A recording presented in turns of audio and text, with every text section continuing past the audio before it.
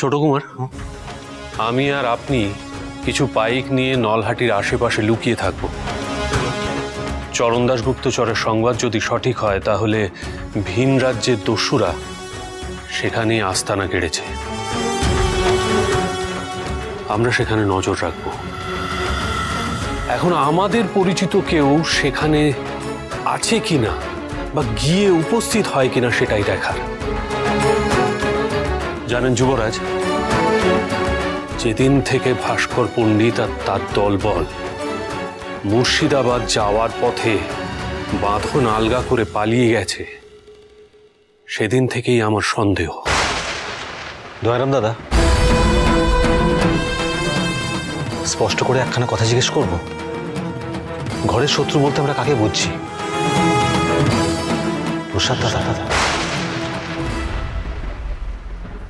না, অন্তত কোনো প্রমাণ না পাওয়া পর্যন্ত এত বড় বদনাম দেওয়া আমাদের অনুচিত হবে ঠাকুরপো। রাজরানী একেবারে সঠিক কথা বলেছেন। কোনো প্রমাণ ছাড়া শুধুমাত্র অনুমানের ভিত্তিতে কাউকে দোষারোপ করাটা ঠিক নয়। দয়ারাম দাদা, কালকে এই খোঁজে যুবরাজের সঙ্গে আমিও যেতে চাই। ভবানী, তা কিভাবে সম্ভব? কেন? আপনি সে ব্যবস্থা করে দিন, যেমন করে আমায় ঝুলনে নিয়ে গেছিলেন বকুল গায়ে। ভবানী, তোমাকে বুঝতে হবে বারবার কি করে সম্ভব সেটা। সত্য সত্য সত্য তোর বৌঠানকে বোঝা। দেখ, এই বিষয়টা কিন্তু আরো জটিল হয়ে দাঁড়াবে। মল্লপুরে এখন গুটি কয়েক মানুষ নেই, বলতে গেলে সমস্ত নাটোর এখানে উপস্থিত। ভবানী, ভবানী, তোমাকে এই কথাটা বুঝতেই হবে। না যুবরাজ, আমি যখন মনস্থির করে ফেলেছি আমি কিন্তু যাবই। আমাকে আর কেউ কিছু বোঝাতে পারবে না। যুবরাজ, আমি মাকে কথা দিয়েছি যে আমার থাকতে আপনার কখনো কিছু, কোনো বিপদ হবে না। সে কথার খেলাপ কি করে করি বলুন তো? যদি কোনো বিপদ হয়, তোমার যদি কোনো বিপদ হয় ভবানী, তখন আমি কি করব? ভবানী, ওই শ্মশানে আমাকে পর্যন্ত তারা বিপদে ফেলেছিল, ওই তান্ত্রিকগুলো।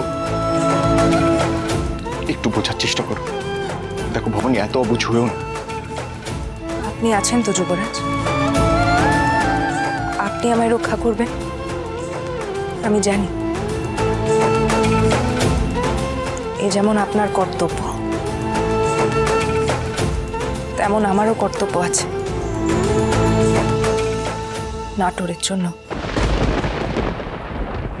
মনে করবেন না যে আমি আমার কর্তব্যের বাইরে গিয়ে কোনো আবদার করছি বা অধিকার ফলাচ্ছি।